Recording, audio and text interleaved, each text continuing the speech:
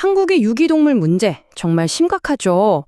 그런데 이 문제를 기술, 그것도 AI로 풀려는 아주 놀라운 시도가 있습니다. 오늘은 바로 그 이야기를 좀 해볼까 합니다. AI가 어떻게 생명을 구하고 있는지 지금부터 자세히 들여다보겠습니다. 자, 이 숫자 좀 보세요. 10만. 이게 뭘 의미하냐면요. 매년 우리나라에서 길을 잃거나 버려지는 동물이 무려 10만 마리가 넘는다는 뜻입니다. 정말 어마어마한 숫자죠. 우리가 마주한 문제의 크기가 이 정도라는 겁니다. 근데 이게 그냥 한두 번 일어나는 안타까운 사건이 아니라는 게 진짜 문제예요. 전문가들은 이걸 구조적인 악순환이라고 부르더라고요. 그러니까 보호소는 계속 꽉 차고 돈은 늘 부족하고 사람들의 불씨는 커져만 가는 이 끝없는 고리가 대체 어디서부터 꼬인 걸까요?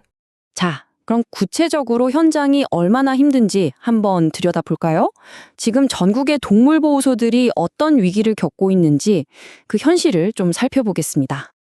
와, 상황이 정말 보통이 아닙니다. 지금 보시는 것처럼 민간보호소들은 사실상 후원금만으로 운영되는데 정식으로 등록된 곳은 3년 동안 겨우 17곳뿐이래요. 그럼 나머지는요? 그냥 법의 사각지대에 놓여 있는 거죠. 이러니 당연히 보호소는 항상 꽉 차서 터져나가고 일할 사람은 부족하고 아픈 아이들을 제대로 치료해 줄 수도 없는 거예요. 여기에다가 지자체에서 운영하는 시설에서조차 안 좋은 사건들이 터지니까 사람들 신뢰는 그냥 바닥을 치는 거죠. 말 그대로 시스템 전체가 무너지기 일보 직전인 겁니다. 그런데 말이죠. 이렇게 암담한 상황에서 아주 희망적인 시작이 나타났습니다. 이름도 시작이라는 단체인데요.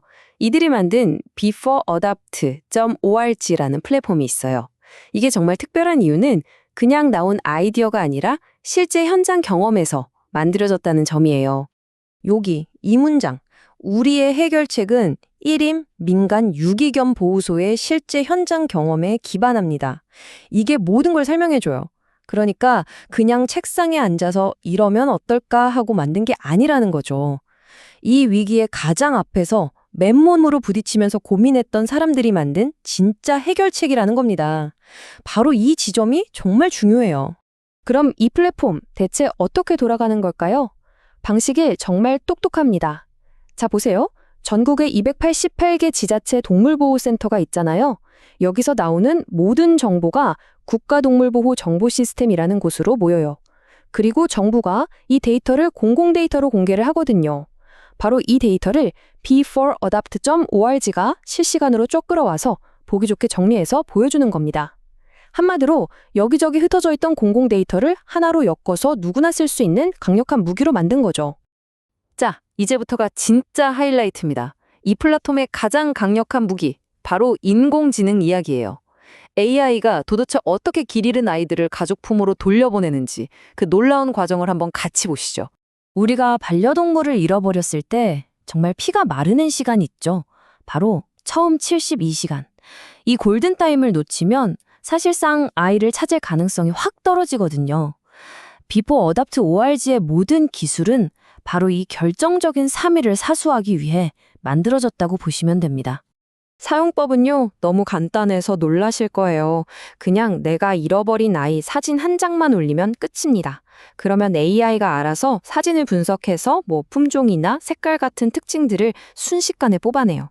그리고는 전국의 보호소에 들어온 아이들 데이터랑 비교해서 이 아이 아닐까요? 하고 가장 닮은 애들을 쭉 보여주는 거죠. 정말 쉽죠? 근데 더 놀라운 건 정확도예요. 이 AI의 정확도가 무려 92%나 된다고 합니다. 이게 딥러닝 기술이라서 쓰면 쓸수록 더 똑똑해지니까 앞으로는 더 올라가겠죠? 92%면 이건 그냥 좀 닮았네? 하는 수준이 아니라는 거죠. 거의 찾아준다고 봐야죠. 이게 다가 아닙니다. 그 72시간 골든타임을 지키려고 정말 여러 장치를 해놨어요. 예를 들어 미리 우리 아이 정보를 등록해 놓으면 잃어버렸을 때 버튼 한 번만 누르면 바로 실종신고가 돼요. 그럼 그 즉시 실종된 곳 주변 5km 안에 있는 모든 사용자들한테 푸시 알림이 쫙 갑니다. 또 매일같이 전국 보호소에 새로 들어온 아이들 정보를 자동으로 스캔해서 알려주고요. 목격한 사람이랑 주인을 바로 연결해주는 커뮤니티 기능도 있어요. 정말 촘촘하죠? 자, before.org가 단순히 잃어버린 동물 찾아주는 앱에서 그치는 게 아닙니다. 이 시스템이 그리는 더 큰 그림이 있거든요. 그건 바로 뿔뿔이 흩어져서 힘들게 운용되고 있는 전국의 보호소들을 하나의 커뮤니티로 묶는 거예요. 여기서 나오는 핵심 개념이 바로 이 생명 공동체라는 겁니다. 이게 뭐냐면 beforeadopt.org라는 시스템을 중심으로 전국의 민간 보호소들을 하나로 연결한 네트워크를 말하는 건데요. 목표는 이들을 그냥 묶는 게 아니라 제대로 된 기준과 시스템을 갖춰서 국가 전체의 동물보호 인프라, 그러니까 공식적인 시스템의 일부로 만드는 정말 큰 그림을 그리고 있는 거죠. 생각해보세요. 정말 멋지지 않나요? 그동안 제각각 힘들게 운영되던 수많은 작은 민간 보호소들이 하나의 통일된 네트워크로 연결되는 거예요. 서로 데이터를 공유하고 운영 기준도 맞추고 이렇게 되면 도움이 필요한 동물들한테 훨씬 더 안전하고 체계적인 울타리가 되어줄 수 있겠죠. 자, 이제 거의 다 왔습니다. 만약에 이 모델이 성공적으로 자리 잡는다면 어떤 미래가 펼쳐질까요? 한마디로 관련된 모두가 이기는 윈윈윈 구조가 만들어집니다. 딱 정리되죠? 첫째, 정부 입장에서는요, 큰돈 안 들이고 동물보호 인프라를 확충할 수 있으니 예산도 아끼고 좋죠. 둘째, 민간보호소들은 체계적인 지원을 받으면서 운영도 투명해지고 사람들의 신뢰도 다시 얻을 수 있게 됩니다. 그리고 마지막으로 우리 시민들은요, 잃어버린 반려동물을 찾을 든든한 수단이 생기고 내 기부금이 어떻게 쓰이는지 투명하게 알 수 있고 또 입양도 더 쉽게 할 수 있게 되는 거죠.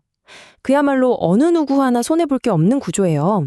오늘 우리가 살펴본 이 모델은요, 그냥 앱 하나 잘 만들었다, 여기서 끝나지 않는 질문을 던집니다. 데이터를 기반으로 한 이 똑똑한 커뮤니티 네트워크가 과연 이 디지털 시대의 동물복지라는 개념 자체를 완전히 새롭게 쓸 수 있을까? 하는 질문 말이죠. 여러분은 어떻게 생각하시나요?